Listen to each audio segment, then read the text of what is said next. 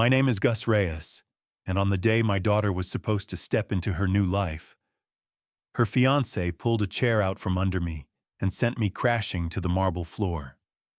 The laughter of strangers cut sharper than the fall itself. They thought I was just an old mechanic, a simple man easy to humiliate. But they had no idea who I really was, or the promise I had made to my late wife to protect our daughter at any cost. That wedding was meant to bind two families together, but instead it exposed a truth no one expected. And sometimes justice begins with a chair. Before we begin, tell me, where are you watching from and how old are you? Please subscribe to Family Betrayal Unmasked to hear more powerful stories. Your place is on the floor. Those were the first words I truly heard on my daughter's wedding day, spoken low and sharp as my chair vanished from behind me and my body cracked against the polished marble. Glass-chimed conversations stalled, and a dozen half-laughs tried to decide whether cruelty was entertainment. Pain fired up my shoulder, but I'd been hit harder by life than by any floor. I stayed down long enough for the silence to grow heavy, then set my palm flat on the cold stone and rose the way a man rises who has had to get up more times than anyone noticed. I didn't look at the groom. I looked at my daughter. Vivian's bouquet tilted roses spilling a small red drift at her feet. Her mouth was open, but the apology she owed herself was stuck somewhere between shock and shame. I gave her what she needed instead. One steady nod, a message across the distance that her father would not answer humiliation with chaos. The string quartet lost a beat and found it again. Someone coughed as though air were the problem, not decency. I reached for the same chair that had been snatched, set it upright myself, wood legs scraping against the marble with a sound that made a few heads turn away. I took my seat like a man claiming a small plot of ground in a storm, and folded my hands to stop them from shaking, not from fear, but from the memory of years when my hands fixed what was broken because no one else would. The groom stood with a little smile that didn't reach his eyes. He leaned toward a table and murmured something meant to travel. It did. I have learned not to chase voices. I have learned that a man's character always wants to speak if you give it enough quiet. So I breathed. I let the music blur at the edges and the chandelier light soften into glare. I thought of the blue pine chair I carved when Vivian was 6, the one that let her legs dangle at my workbench, while she handed me wrenches too heavy for her hands. I thought of Maria's ring on the chain at my chest, and the promise I whispered to it when she died, protect our girl even if protection looks like patience. The officiant cleared his throat and pushed the ceremony forward, the way a man nudges a stalled truck, hoping nobody notices the strain. People shifted, certain that pretending would patch what had just torn, but pretending is a thin fabric. Every breath in that hall tugged it wider. I did not leave. I did not speak. I stayed where a father should be present, watchful, refusing to hand the moment to a boy who mistook arrogance for strength. Then I heard them boots. Not the polished whisper of dress shoes, but the sure cadence of a man who'd learned to walk on uncertain ground. The steps cut across the marble and stopped. I felt the stare before I turned to meet it. A late-arriving guest, older than the groom, shoulders squared by habit, more than vanity, stood at the threshold, with his tie slightly askew, his breath catching, like he had walked into a room that didn't match the invitation. His eyes locked on me and color drained from his face. He didn't smile. He didn't blink. He looked at me the way a man looks when he's seen a ghost he owes his life to. I rose like a man who'd been knocked down before, slow but steady, collecting my dignity, as if it were scattered across the marble. My shoulder burned, my knees throbbed, but I would not give Jasper the satisfaction of a groan. I pulled the chair upright myself, the scrape echoing like a warning through the hall. I sat spine straight, hands folded, not once glancing at him. It was silence he couldn't control, and silence is heavier than any insult. Around me, the atmosphere shifted. Guests who had laughed seconds earlier now stared into their glasses, ashamed of their reflex. A woman dabbed her eyes with a napkin, though I wasn't sure if her tears were for me or for herself. Even the quartet faltered their bows, trembling before they picked up a safer melody. Cruelty disguised as humor had revealed itself, and no one wanted to claim it. I felt eyes on me from across the aisle, Vivian's eyes. My daughter's face had gone pale beneath her veil, her lips parted, caught between loyalty to her groom and shame at what she had just witnessed.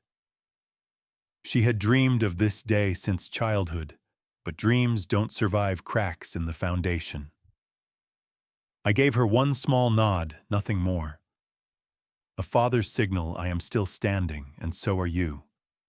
But then the sound that changed everything, boots.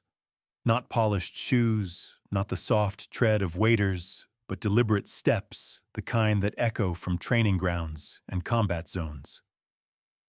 I knew that rhythm.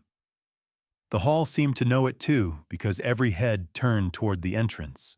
There stood a man late, but commanding his suit immaculate, though his tie hung slightly off-center, as if dressing had been rushed. His shoulders were square, his gaze alert, and when his eyes found mine, his color drained. He stopped dead in the doorway, the world shrinking to the space between us.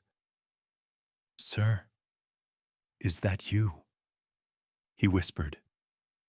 The room held its breath. Jasper's smirk faltered, his hand still resting on the back of the chair he had snatched, now looking more like evidence than victory. Conversations died mid-sentence. Even the officiant froze, script clutched in his hand.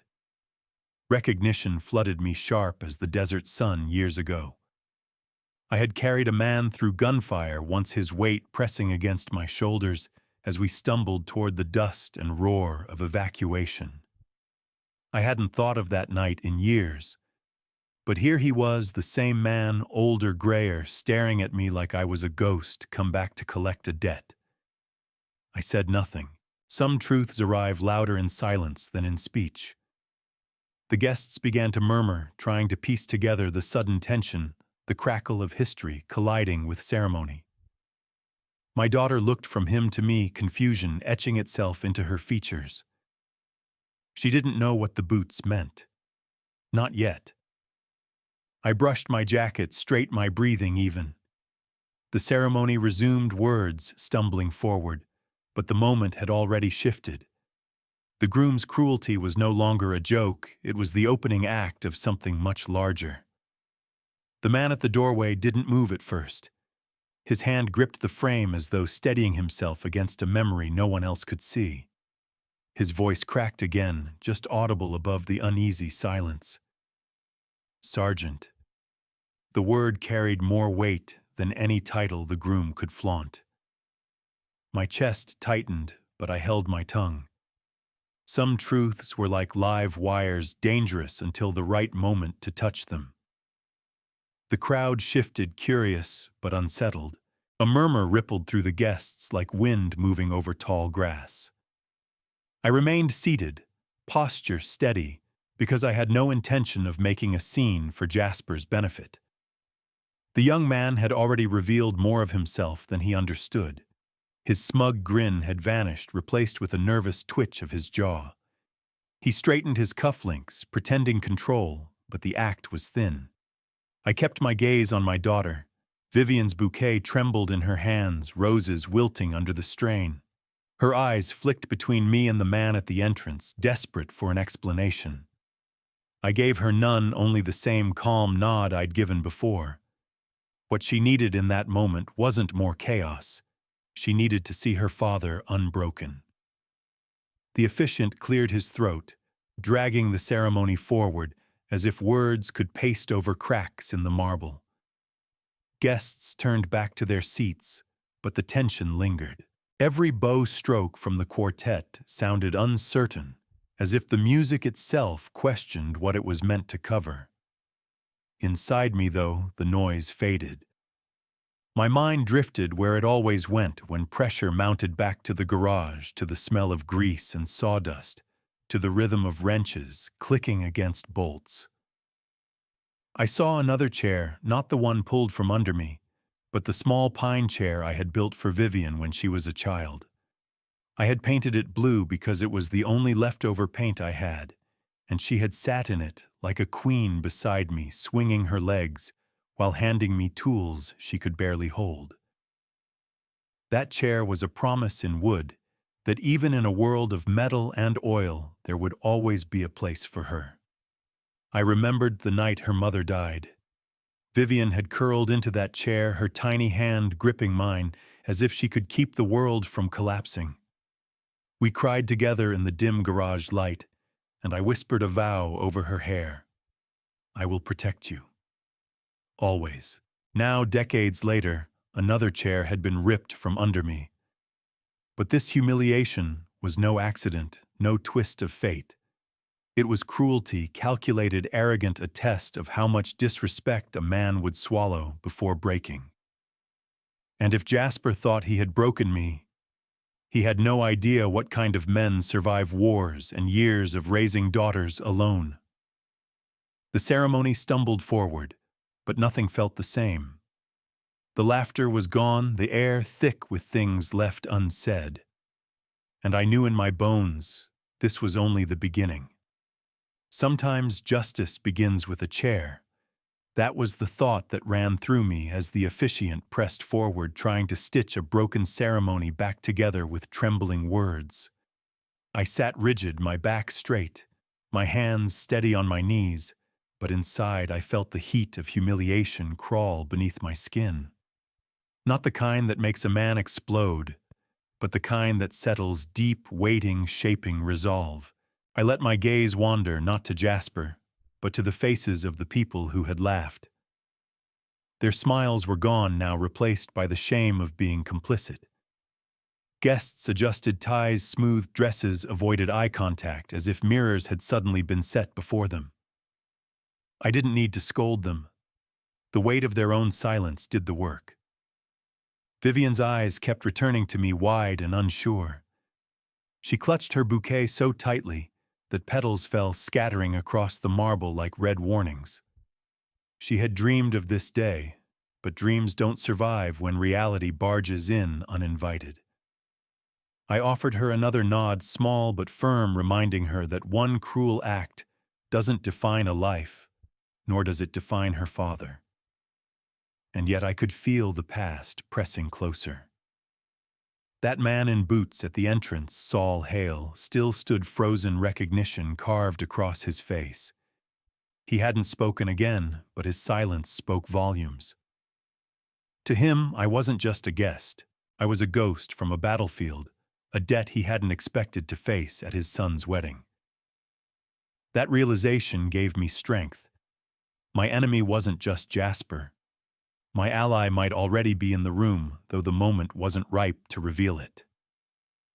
I forced myself to breathe evenly to reclaim calm.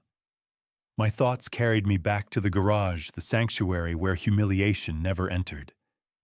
I pictured grease-stained hands tightening bolts, the hum of an engine reborn under my labor. I remembered Maria's laughter echoing faintly as she leaned in the doorway, watching me teach Vivian how to hand over the right wrench. Those moments were my armor. They reminded me that real value isn't in chandeliers or marble floors, but in promises kept when no one is watching. The officiant droned on about vows, but I heard different words. Words I had once spoken to Maria the day Vivian was born: I'll protect her always. That vow had carried me through widowhood, through endless shifts at the garage, through nights when my body broke, but my spirit refused. And it was carrying me now. When the guests rose for the kiss, clapping dutifully, I remained still. My body was present, but my mind was already planning. I knew men like Jasper didn't stop at chairs. Cruelty once rewarded grows bold. Today it was humiliation in front of strangers. Tomorrow it might be something far worse. And I wouldn't allow that seed to take root in my daughter's life.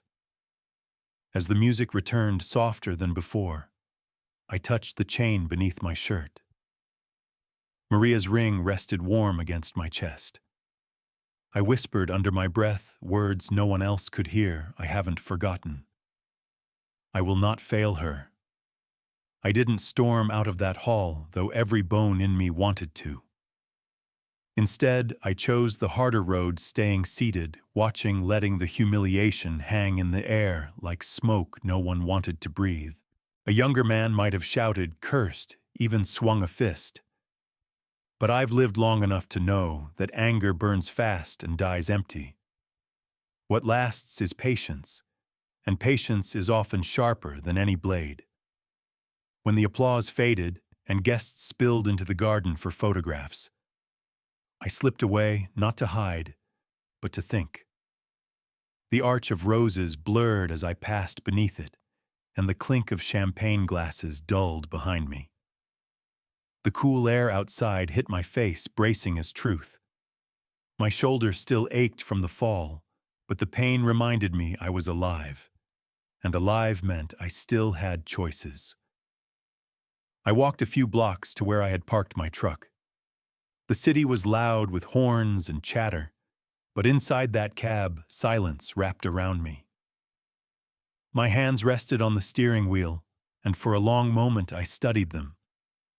Scarred, crooked, calloused, these hands had carried engines, built furniture, wiped tears from a little girl's face. They told a story of survival no insult could erase. I thought back to the garage, my second home. The old roll-up door that groaned like an old friend, the smell of oil and coffee lingering together. My Harley stood unfinished, waiting for me like a patient companion. I pictured myself tightening bolts, each click echoing like a prayer. Work had always steadied me, but this time the labor would have another purpose. I wasn't just fixing a bike, I was fixing a plan. Because I knew cruelty like Jasper's doesn't stop with one stunt. It grows, testing limits, stretching boundaries, until it takes everything.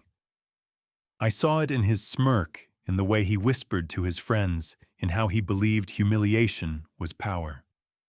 That kind of arrogance doesn't vanish, it festers. And if left unchecked, it would consume my daughter's life, chaining her future to a man who measured worth by how small he could make others feel. So I made a choice. I would not meet arrogance with violence, nor pride with more pride. I would let him show the world who he truly was. And when the time came, I would stand steady and prepared with truth, sharper than any weapon.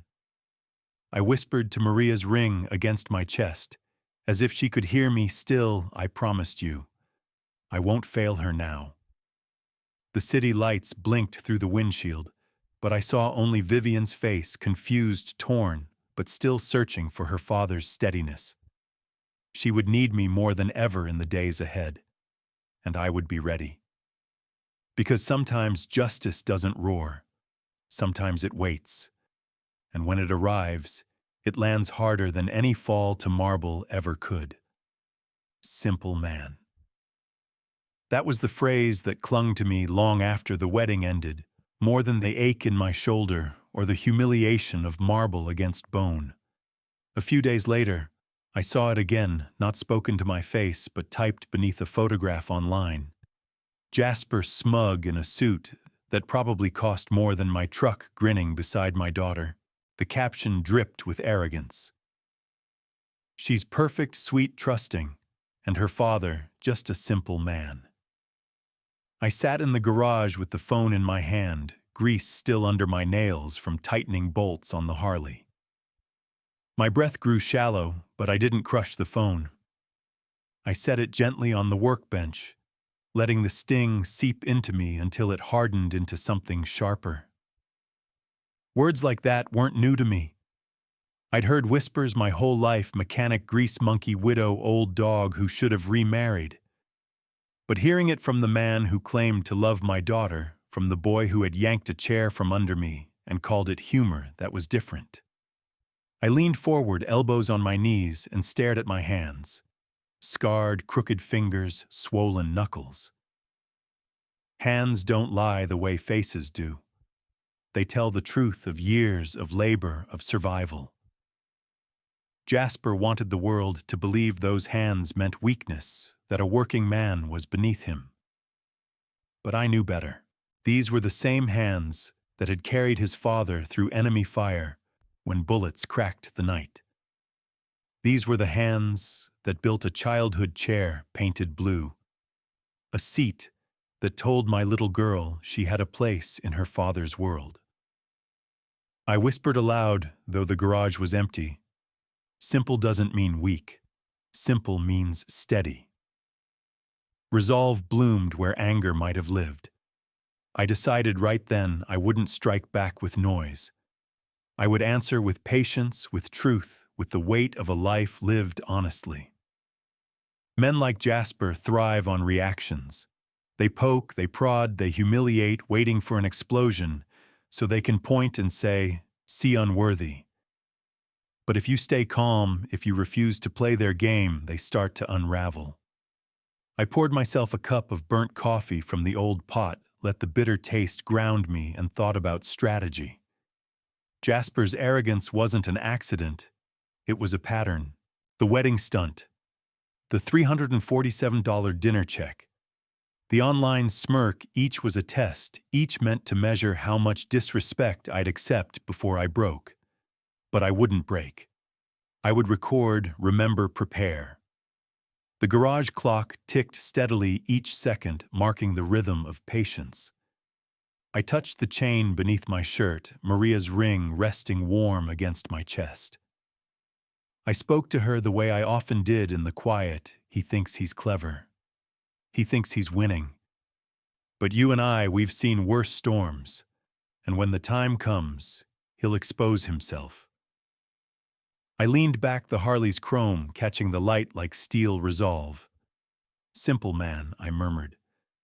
"We'll see about that. Tradition. Or a test?" That was the question running through my head the night Jasper invited me to dinner. Vivian's voice had carried so much hope over the phone. "Dad, it'll be good for the two of you to get to know each other. A father doesn't say no to that, not when his daughter is trying to bridge two worlds." So I put on my only suit, the navy one I'd worn at her college graduation, and rode the subway into Manhattan. The restaurant was called The Golden Fork, a cathedral of glass and marble where chandeliers dripped light like honey. I walked through its doors with shoulders squared, though I knew I didn't belong in a place where the scent of truffle floated heavier than oxygen. Vivian's smile steadied me. She rose from the booth in the corner, radiant, her eyes softening the sharpness of the room. Beside her, Jasper remained seated until the very last moment, rising only when etiquette required it. His handshake was limp, practiced, the kind of gesture meant to look polite while proving nothing. We sat. Vivian squeezed my hand across the table, proudly telling Jasper how I'd rebuilt my Harley from scratch. Jasper glanced at me, then at the Rolex on his wrist, and said, "Dangerous hobby for someone your age, wouldn't you say?" The jab slid across the table like a knife dressed as small talk. I let it pass. He waved the waiter over, ordering a 2009 Bordeaux without asking if we wanted wine. His words carried the weight of command, not courtesy. I chewed slowly, focusing on my daughter's laughter, not his smirk. But soon he leaned back, steepling his fingers like a man presenting evidence. "So, Mr. Reyes, you work with your hands. That must be satisfying." "I'm a mechanic," I said. "I fix what's broken." "How refreshing," he replied, his smile all teeth. "I manage portfolios, different world, I suppose. Different doesn't mean better."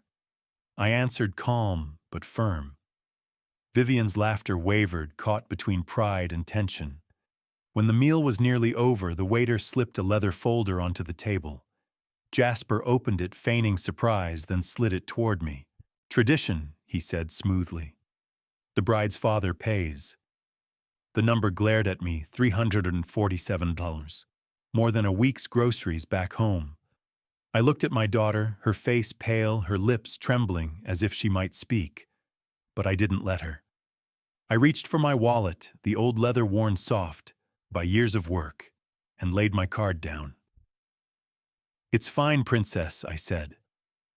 My hand shook not from fear, but from the weight of dignity pressed against pride. The waiter whisked the folder away, and Jasper leaned back triumphant. "Thank you for dinner, Mr. Reyes. I'm sure Vivian appreciates seeing how well her two favorite men get along." His voice was sugar over venom. I signed the receipt carefully, each stroke a reminder that battles are not always won by refusing to pay. Sometimes you pay to remember to record, to build patience into strategy. As we left, the night wind cut across my face. "Tradition," I murmured. But deep down, I knew it wasn't tradition. It was a test, and he had no idea how well I kept score. Seeds don't shout, they root. That's what I told myself the morning after that dinner. I sat in the garage, the air thick with grease and dust, Maria's photograph watching from the wall above the tool bench.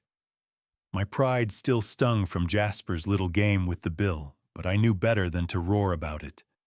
A man like him thrived on reaction. What unsettles him most is patience, the kind that sinks deep and grows strong in silence. Later that afternoon, Vivian stopped by. She had a way of appearing unannounced, her heels clicking across the concrete before her voice called out, "Dad, you in here?" I wiped my hands on a rag and stepped out from behind the Harley. She smiled, though her eyes carried shadows. "You left early last night," she said. People noticed. I shrugged. Crowds aren't for me. She tilted her head, studying me. "You're not angry, are you?" I gave her a small smile. "I've been through worse," but her face tightened, searching for something more. I laid my hands gently on her shoulders. "Vivian, let me ask you something. Was Jasper nervous last night, or was he testing us?" The words landed heavier than I expected. Her eyes widened, then darted away. I didn't push. Sometimes a single question is enough. A seed doesn't need to shout to take root. We stood in silence, the hum of the old refrigerator filling the garage. Then she hugged me tighter than usual. "I love you, Dad. I love you too, Princess. Always." When she left, the garage felt heavier, the shadows longer. But I knew I'd done what I needed. I hadn't lectured or forbidden. I had given her a mirror, one that would follow her into the quiet moments when charm wears thin. That night, I lay awake, turning her face over in my mind. She was grown, independent, capable. I couldn't live her life for her. But I could ask the questions she was too close to see. I could plant doubt where arrogance wanted obedience. I thought of Maria again. She had always said the hardest part of parenting wasn't protecting children from the world, it was giving them the tools to see the world clearly and choose wisely. I touched the chain around my neck, her ring warm against my chest. "I'm trying Maria," I whispered into the dark. "I'm giving her the tools." The next morning, I poured myself a cup of burnt coffee, sat on the porch, and listened to the neighborhood wake up. Kids shouted on their way to school. Mrs. Rodriguez's radio played faint salsa across the street. And for the first time since the wedding, I felt something steady in my chest. Not victory, not yet, but patience. Because seeds don't sprout overnight. They root in silence, they grow in shadow. And one day, when the time is right, they break the ground wide open. You don't fight fire with fire. Those were the first words my old friend Sam said to me when we sat down together after all those years. I hadn't planned to see him. Life rarely works by plan. But there he was, a familiar face at a bar on the corner of my neighborhood. 25 years had passed since we served side by side, yet the way his eyes steadied me was the same as back then. He looked me over, slow and deliberate. "You've got weight on your shoulders, Gus." I chuckled without humor. "You're not wrong." The bartender slid a black coffee my way. Sam sipped his bourbon. I told him everything, how Jasper pulled the chair at the wedding, how he slid that check across the table, how he smirked online and called me a simple man. I told him about Vivian's confusion, the seed I'd planted with one question, and the fear in Jasper's eyes when arrogance cracked into panic. Sam didn't interrupt. He just listened, his lawyer's mind storing every detail, his soldier's heart reading between the lines. When I finally stopped, he leaned closer. "You don't swing fists anymore, Gus. You let arrogance burn itself out. Men like him always do." I frowned. "So I do nothing." "No," he said firmly. "You do it smart. You gather facts. You wait for the moment arrogance trips over itself. Then you let the truth speak. You don't fight fire with fire. You fight it with patience and proof." I leaned back, staring into the dark amber of his drink. Patience I could manage. I'd lived through grief, war, and long nights in the garage. But waiting while my daughter's heart dangled in the balance felt like surrender. Sam seemed to read my thoughts. "I'm not saying abandon her. I'm saying stay steady, be the anchor. When the storm knocks her down, you'll be the one still standing." He paused, then added, "And Gus, there's something you should know. I came across Jasper's name in a case downtown. Shady deal bending rules until they nearly snapped. They buried it to protect their firm's image, but inside people know. He's reckless, not just arrogant. Reckless." The word hit me like a hammer. Reckless meant danger. Reckless meant risk, not only to my daughter's dignity, but to her future. "Does Vivian know?" I asked. Sam shook his head. "Not a chance. Men like him build walls of charm to keep women blind. But walls crack, and when they do, you need to be ready." I stared at my scarred hands resting on the counter. Hands that had built engines, fixed broken toys, paid bills with sweat. Hands that had steadied a crying child when the world collapsed. Could they steady her through this storm too? I looked at Sam and nodded. "Then I'll be ready."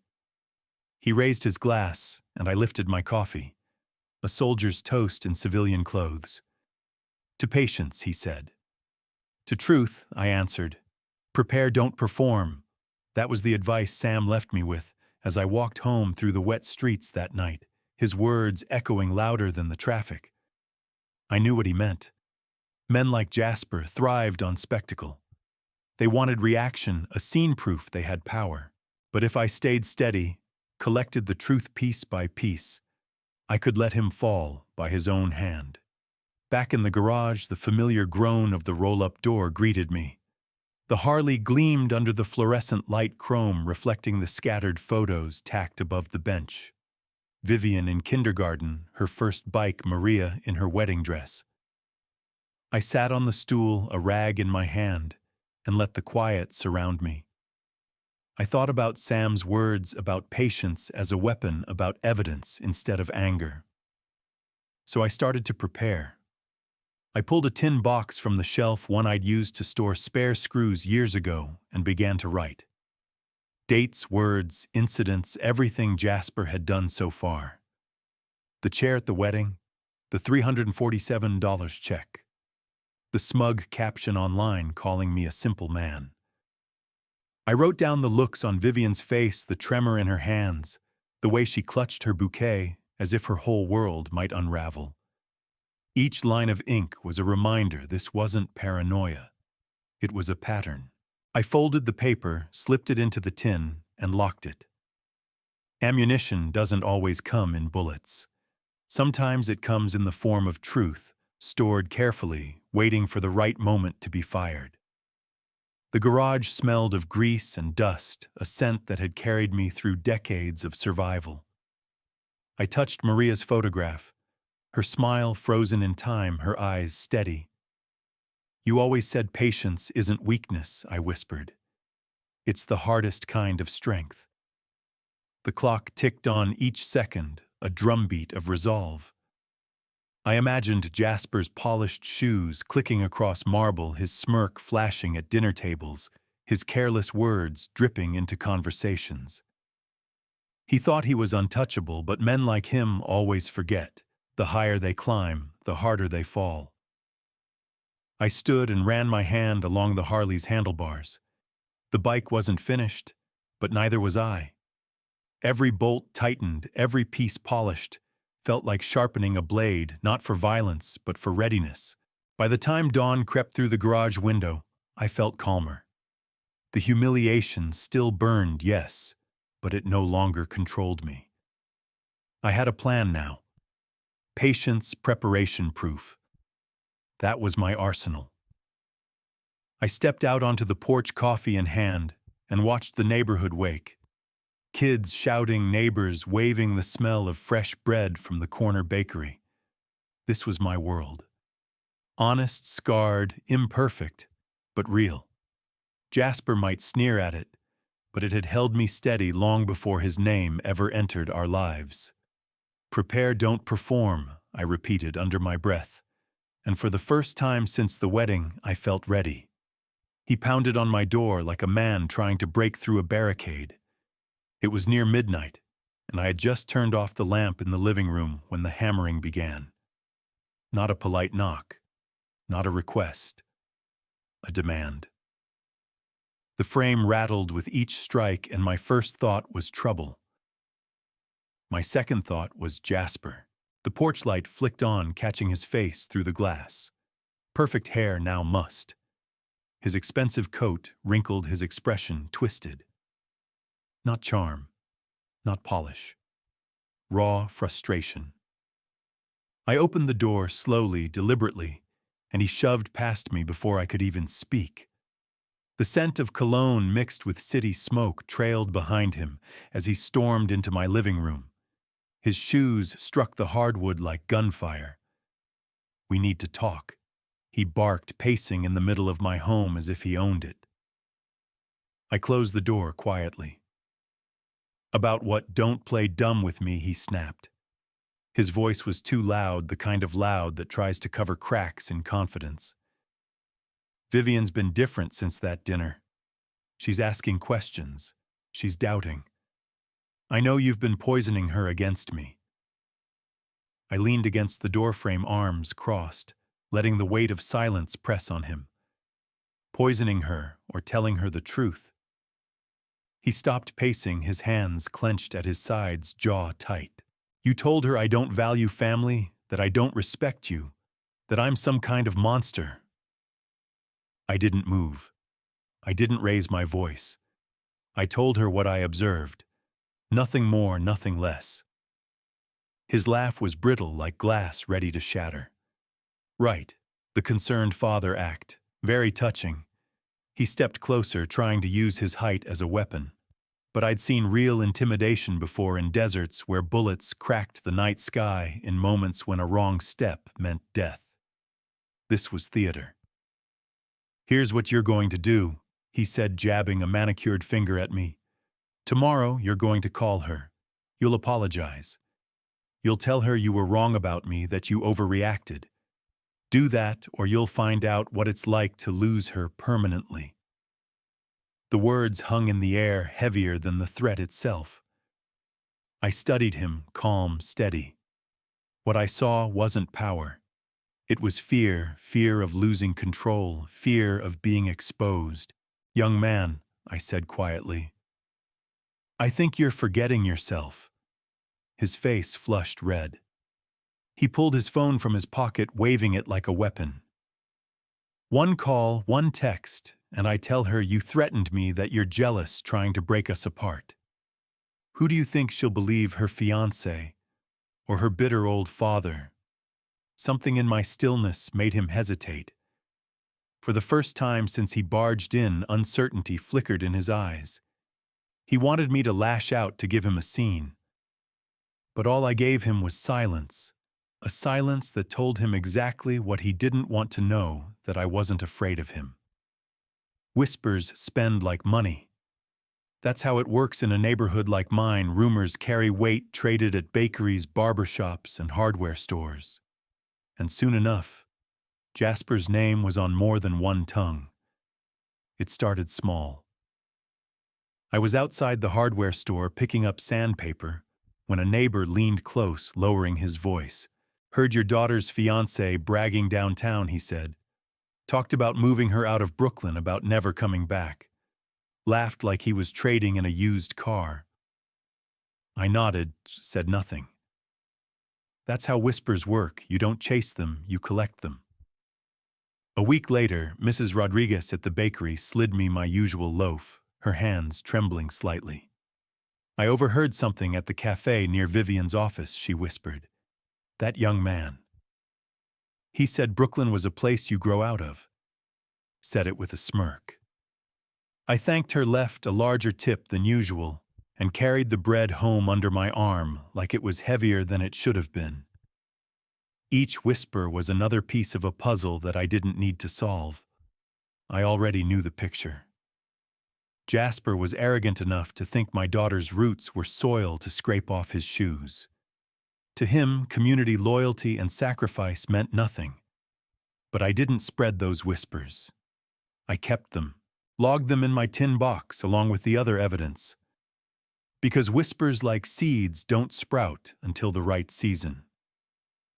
Still, they gnawed at me. I worked longer hours in the garage even when there wasn't much to fix. I'd tighten bolts that were already snug, polished chrome that didn't need shining. My hands needed motion because if they stayed still too long, they might curl into fists at the thought of him. One evening, as the sun slid behind the row houses, painting the sky muted orange, I sat on the porch with a cup of coffee. My neighbor Tom joined me, lowering himself into the chair beside mine. Vietnam vet like me. We didn't talk much about that part of life, but the silence between us had always been easy. He stared into his coffee before speaking. "People are talking, Gus. Not in a good way." "What do you mean?" He shifted uncomfortably. "Word is Jasper called Vivian an acquisition. Like she's something he bought, not someone he loves." The word stung. Acquisition. Cold. Calculated. A business deal, not a marriage. Tom glanced at me. "You didn't hear it from me." I nodded slowly. Understood. That night I sat at the kitchen table long after midnight, the house creaking around me. The word circled in my head like a vulture. Acquisition. To Jasper, Vivian wasn't a partner, she was a trophy. I looked at Maria's photo on the mantel, her smile frozen in another life. "He doesn't see her," I whispered. But I do. And in that moment, I knew whispers weren't just background noise anymore.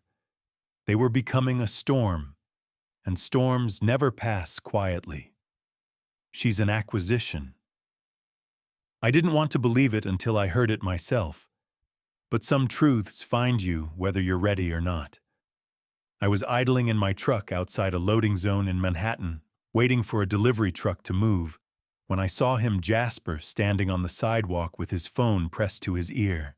He was dressed sharp as ever, cufflinks glinting under the afternoon sun, his free hand waving dismissively at the world around him. I rolled down the window slightly, not intending to eavesdrop, but his voice carried crisp and arrogant. "No, trust me. She's perfect, sweet, trusting, and her father simple, exactly the kind of man who won't interfere. She's an acquisition, a step, that's all." My grip tightened on the steering wheel until my knuckles whitened. A horn blared behind me, the light turned green, but I didn't move. The word echoed in my head louder than traffic acquisition. He said it like he was closing a deal, not marrying a woman. Like Vivian was a stock option he'd acquired to bolster his image. Finally, I pulled away, but the city blurred past me, my thoughts drowning out the noise of engines and horns. Back in Brooklyn, I went straight to the garage. The Harley stood under the dim light chrome, gleaming like a silent witness. I grabbed a wrench and tightened bolts that didn't need tightening, wiped down parts already clean. Anything to keep my hands moving, to keep the fury from spilling over. I stared at Maria's picture on the wall. Her smile was warm, her eyes steady, and I heard her voice as if she were still beside me. Don't let pride make you reckless, Gus. But don't let fear make you small either. I exhaled slowly, laying the wrench on the bench. Jasper thought he was clever, thought he could reduce my daughter to a transaction and me to an obstacle already removed. But he'd made a mistake, a fatal one. He had spoken the truth out loud, and I had heard it. That night I wrote it down. Date time, placed the words he used. I folded the paper and slipped it into the tin box with the rest. Ammunition. Not to be fired in anger, but saved for the moment when it mattered most. I sat at the table long after the neighborhood went quiet, the clock ticking steady as a drum. I whispered to Maria's ring, resting warm against my chest. He thinks she's an acquisition. He thinks I'm too simple to matter. But he doesn't know how stubborn a simple man can be. And as the night stretched on, I realized this wasn't just about humiliation anymore. This was about Vivian's soul, her sense of worth. If Jasper succeeded, he wouldn't just own her future, he would erase everything Maria and I had built for her. I clenched my fists and made a vow not on my watch. Love isn't blind. It's loyal. That's what I told Vivian the night I finally sat across from her in her spotless apartment, trying to steady her world without tearing it apart. She'd opened the door before I knocked, her smile quick but thin like a mask she wasn't sure she could hold. The place was decorated with the precision of her designer's eye. Everything matched, everything polished, but it felt more like a showroom than a home. We sat on a sleek sofa that looked uncomfortable even for photographs. She curled her legs beneath her the same way she did as a child when she felt uncertain. "You didn't call," she said softly.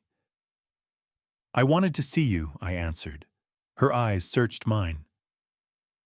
"Jasper says you don't understand him, that you've been upset." I let her words settle before I asked. Was he nervous that night at dinner? Or was he testing us? Her gaze flickered toward the window, the city skyline stretching sharp and endless beyond the glass.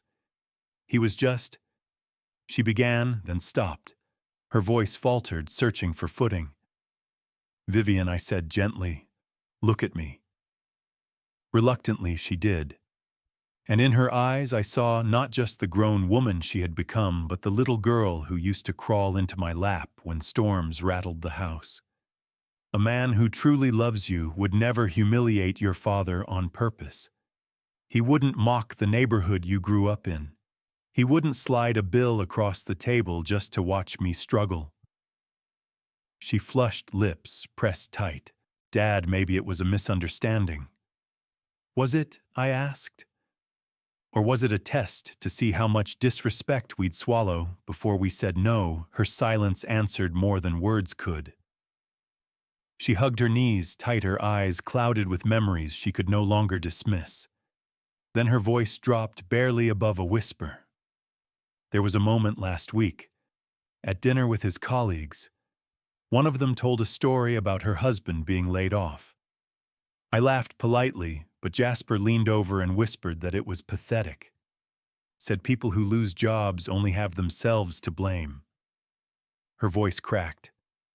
I told myself he was just being insensitive. But now, I reached across and took her hand, rough against smooth. "Now you're wondering if it isn't an accident." Tears welled in her eyes and she wiped them away quickly, frustrated with herself. "I don't want to believe it. I know," I said softly. "It's hard to believe when you've given your heart. But love isn't blind. It just chooses to see the best. That's not weakness, Vivian. That's loyalty. and it's one of your greatest strengths." She squeezed my hand, as if afraid I might let go. "What if I made a mistake? Then you learn. Mistakes don't define you. How you respond to them does." She leaned into me, shoulders trembling. For a moment she was my little girl again. I held her and whispered the only promise that mattered. "You're not alone. You'll never be alone." On the eve of vows, clarity hurts most. That night, as the city hummed outside her windows, Vivian lay curled on the sofa with her head against my shoulder. Her engagement ring caught the lamplight, sharp as a shard of ice. She twisted it nervously, her voice a fragile thread. "Dad, what if I can't go through with it?" I smoothed her hair the way I had when she was small. "Then you don't. Courage isn't the absence of fear, it's doing what's right in spite of it." She lifted her eyes, wet but steady. "I'm scared." "I know," I said. "But you're stronger than you think. And when the time comes, you'll know what to do." Before I could say more, there was a knock at the door, not Jasper's pounding, but a softer rhythm. Vivian hesitated, then opened it. Standing there was Nancy, Jasper's aunt, a woman I'd only met briefly. Older, refined, her eyes sharp enough to slice through pretense. She stepped inside, her presence filling the room with a quiet authority. "I hope I'm not intruding," she said, her voice low but firm. "I needed to speak with you, Mr. Reyes." Vivian frowned. Aunt Nancy sat in the armchair across from us. "I've watched Jasper grow up. He's always been ambitious, but lately, there's something darker. Tonight at dinner, the way he spoke, it worried me. He mocked his cousin for not making partner, yet called people weak for staying in middle-class neighborhoods. I can't stay quiet anymore." Vivian's breath caught. "Why didn't you say something before?" "Because I wasn't sure," Nancy admitted. "But now I am. He doesn't respect what he can't control." Her eyes shifted to me, steady and unflinching. "You were right to be concerned." The room fell silent, the city's glow bleeding through the glass. My daughter's lips trembled as she whispered, "So it's not just me." "No," Nancy said gently. "It's not just you." Vivian turned to me, her eyes searching mine for guidance. I kept my voice calm. "The choice is still yours, Princess, but at least now you see more clearly." Nancy reached over, squeezing her niece's hand. "Whatever you decide tomorrow, know this: you are loved, and you are not alone." When Nancy left, she embraced me lightly, whispering, "Protect her." "Always," I replied. Vivian closed the door, then walked back to me. Her composure cracked, and she curled against me once more. "What if I can't be brave enough?" I kissed her forehead. "You already are. You just don't see it yet." The clock struck midnight, 12 deep notes that echoed like a countdown. Each strike a reminder that tomorrow the world would be watching. Vivian lifted her head, eyes shining with fear and resolve. "Dad, stay with me tonight." So I did. I sat beside her until sleep finally took her, her breathing soft and steady. And as I watched her rest, I whispered to Maria's ring against my chest, "Whatever comes, I'll keep my promise." The morning of the wedding broke clear and sharp, the kind of April day when the sky looked scrubbed clean. I hadn't slept much, but I was up before the alarm, dressing in the navy suit that had carried me through graduations, job interviews, and the dinner where Jasper slid that bill across the table. The fabric was worn thin at the seams, but it was honest, like me. I pressed it carefully, buttoned the jacket, and touched the chain beneath my shirt.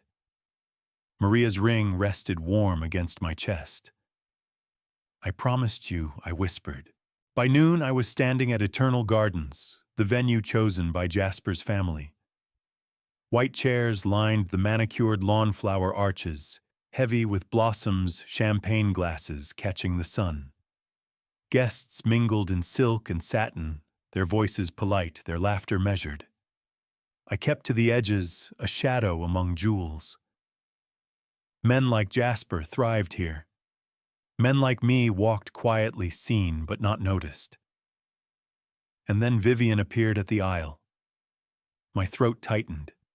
She wore the altered dress that had once belonged to her mother, Maria's lace reshaped to fit her frame.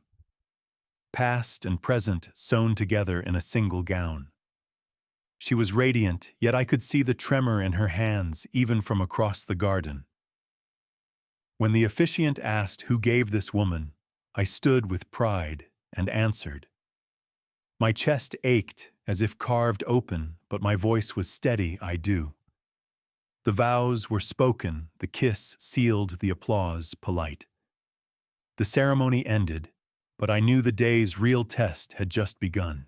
Inside the reception hall, crystal chandeliers glittered above tables draped in linen white as snow. Waiters floated like shadows, pouring wine with rehearsed grace. I found my place card table 12 far from the head table, tucked between strangers and a distant aunt. Not an accident, an arrangement, designed to remind me of my place. I sat quietly nodding when spoken to, tasting food that felt meaningless on my tongue.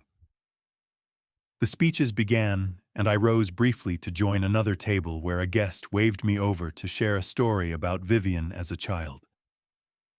I reached back to slide my chair under me when suddenly it was gone. My knees buckled. My body pitched backward. The world tilted into silence, broken only by the crack of my back against polished marble. Gasps, then scattered laughter, nervous, cruel, confused. I looked up and saw Jasper standing above me, one hand still gripping the chair he had yanked away, his smile thin and sharp. "Oops," he said loudly enough for the room to hear. "Looks like someone's a bit unsteady on his feet." Age catches us all eventually. A few guests chuckled, but others froze, realizing what had just happened. Vivian's cry cut through the room, sharp and panicked. The photographer lowered his camera, unsure if this belonged in an album or buried in shame. I stayed down longer than I needed to, not because I was hurt, but because I wanted the silence to sink in. Let them feel it. Let them see it. Then slowly, I set my hand on the marble, pushed myself up, and rose to my feet, steady, silent, unbroken. Respect isn't given by money. It's earned. That truth struck harder than the marble when I heard a voice echo across the reception hall. Heavy boots crossed the floor, steady and sure, not polished shoes, meant for show, but the stride of a man who had marched before. The crowd turned as one. At the entrance stood a man in his 60s, late, but commanding, his tie slightly askew, his presence impossible to ignore. His eyes scanned the room, guests frozen mid-bite, me steady on my feet, Jasper still gripping the chair like a guilty child caught red-handed. And then the man's gaze locked onto mine. His color drained, his lips parted. "Sir, is that you?" His voice trembled, barely a whisper, but it silenced the room more completely than any shout. The string quartet stopped cold, their bows frozen mid-air. Recognition slammed into me like desert heat. Iraq, 2003. Gunfire splitting the night, acrid smoke, blood slick across my hands. A man carried across a kill zone, his voice in my ear. "Don't let me go, Reyes. Don't let me die here." I hadn't thought of that night in years, but here he was, Saul Hale, Jasper's father. The man I had dragged to safety when the world was tearing itself apart. "Sergeant Gus Reyes," he said louder now, his words cracking across the chandeliers. "This man saved my life." Gasps rippled through the guests. Heads turned from him to me, from me to Jasper.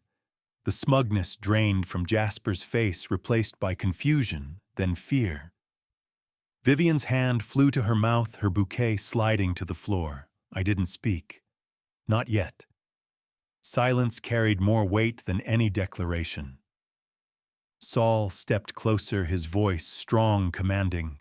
"Ladies and gentlemen, I stand before you today because this man carried me under fire. Without him, I would not be here. Without him, my son would not be here." He turned toward Jasper, his eyes blazing. "And this is how you treat him. You humiliate the man who gave you your father." The hall erupted in murmurs, chairs scraping whispers sharp as knives. The balance of power shifted in an instant. I didn't need to shout. I didn't need to defend myself.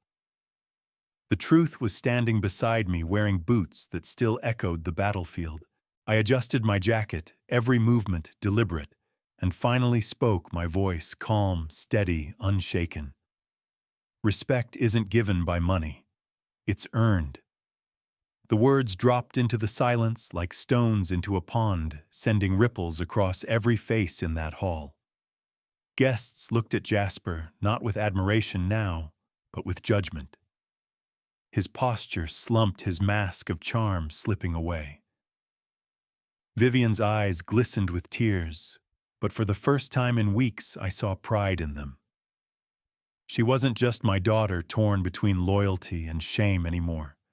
She was seeing clearly, seeing him for who he was, and me for who I had always been. Men like me don't stay on the floor. That was all I could think, as I stood tall under the chandeliers, the weight of the room pressing down, yet lifting me at the same time. For months, Jasper had tried to shove me lower first, with smirks, then with bills, then with whispered insults.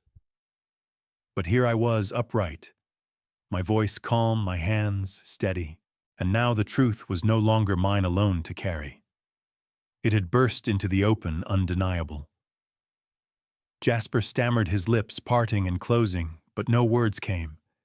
He looked like a boy caught stealing from his own father's desk, stripped of polish, stripped of control. The guests shifted uncomfortably in their chairs, some covering their mouths, others staring at me with new reverence. The string quartet had lowered their instruments, entirely watching like everyone else. I didn't shout. I didn't rage. I simply let silence do its work before I spoke.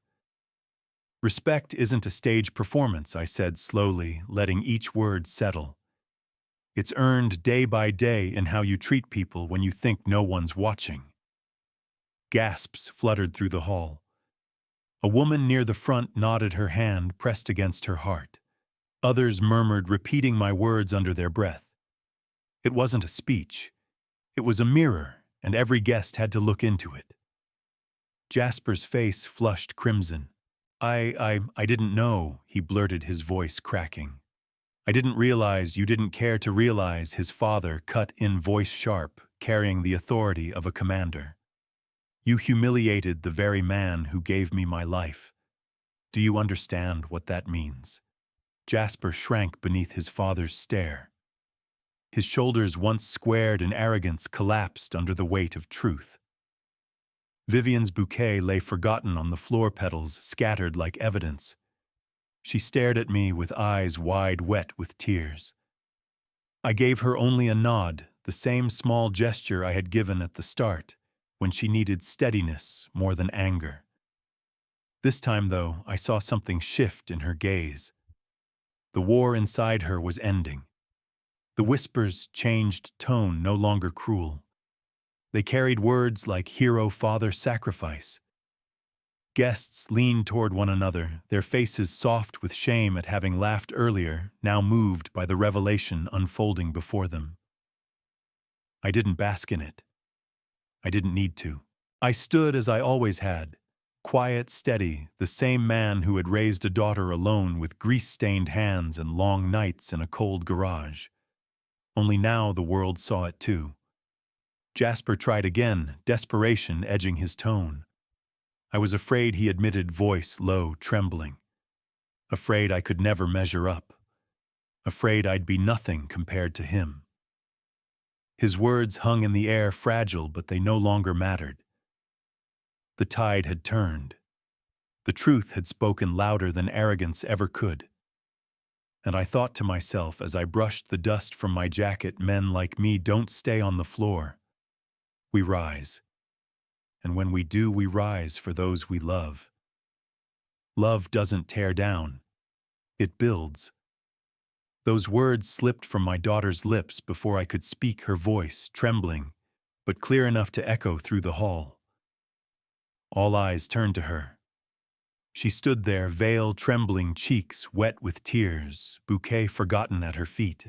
For weeks she had been torn in two, love pulling her one way, shame pulling her another. But now, under the glare of chandeliers and the weight of truth, her heart had found its footing. Jasper reached for her hand, desperation leaking from every motion. "Vivian, please. You know I love you." She stepped back. "Love doesn't look like this," she said firmly. "Love doesn't humiliate my father. It doesn't mock where I come from. It doesn't reduce me to some acquisition." The word hit the crowd like thunder. A murmur rippled, people whispering to each other, remembering what they'd overheard, what they'd seen, what they had ignored. The whispers became proof, and proof is heavier than denial. Jasper's face drained of color. He looked at me, then at his father, then back at Vivian as if searching for some escape. "I was scared," he stammered. "Scared of being small. Scared of not being enough. You don't build strength by tearing down others," I said quietly, each word cutting sharper than any shout. "You build it by lifting them up." Vivian pulled the ring from her finger, slow and deliberate.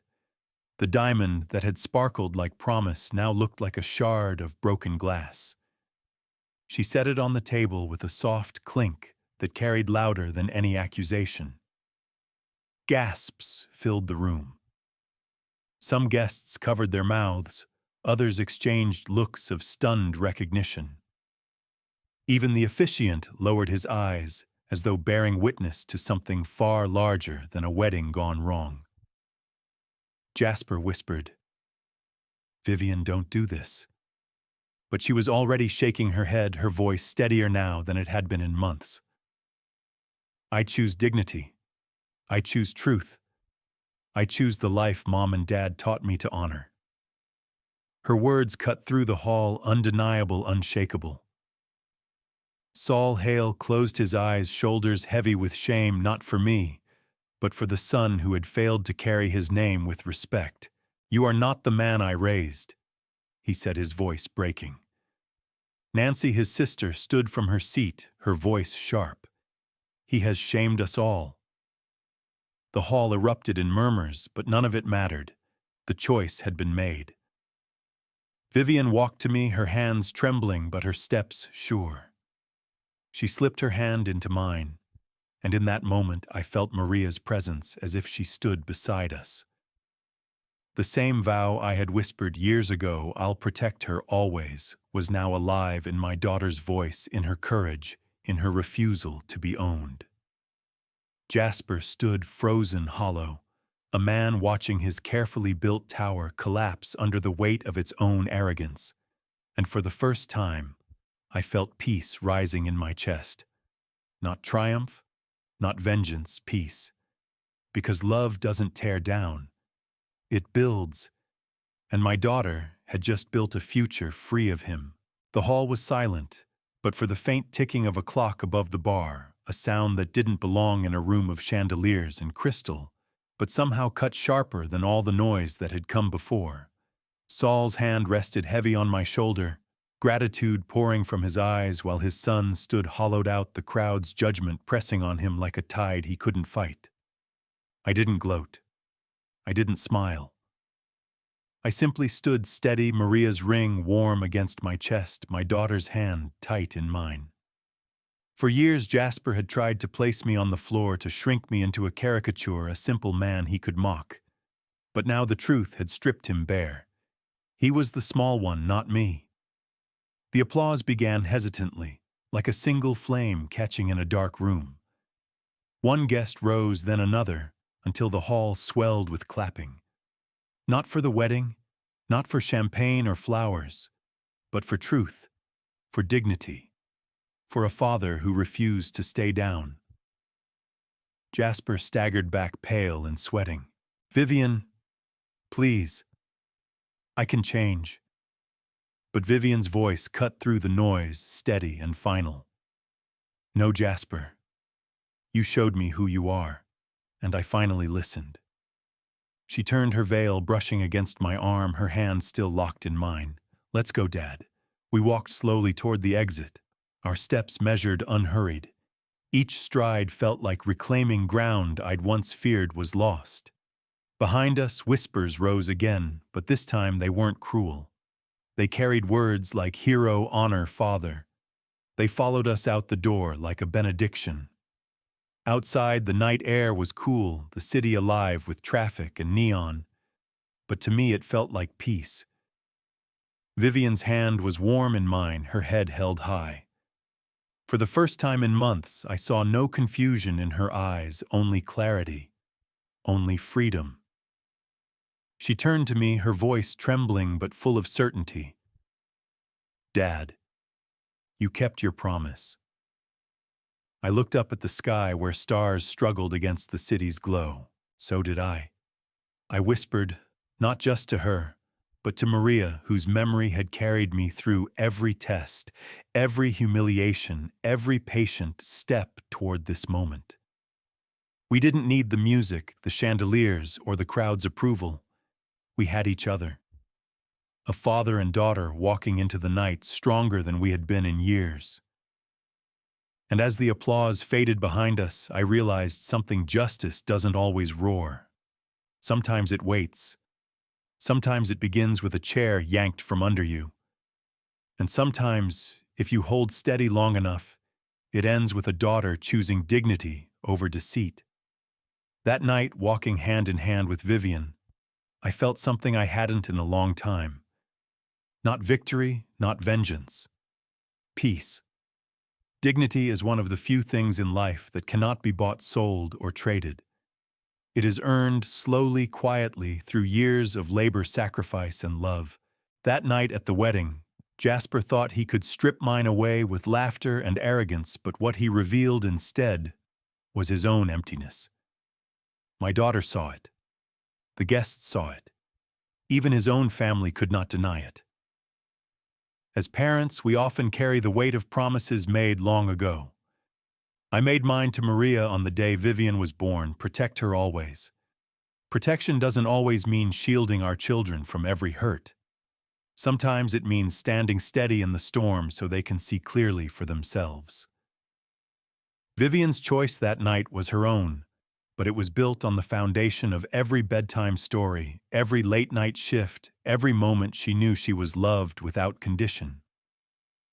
To anyone listening, whether you are a parent or a child, remember this: respect is not found in wealth or titles. It is found in how we treat those we claim to love. And if you are living in a home where love feels more like humiliation than honor, ask yourself if that is truly love at all. Have you ever faced a moment where you had to choose dignity over acceptance? What did you learn from it? Share your story in the comments. And if this one touched you, please like, subscribe, and share. Thank you for listening.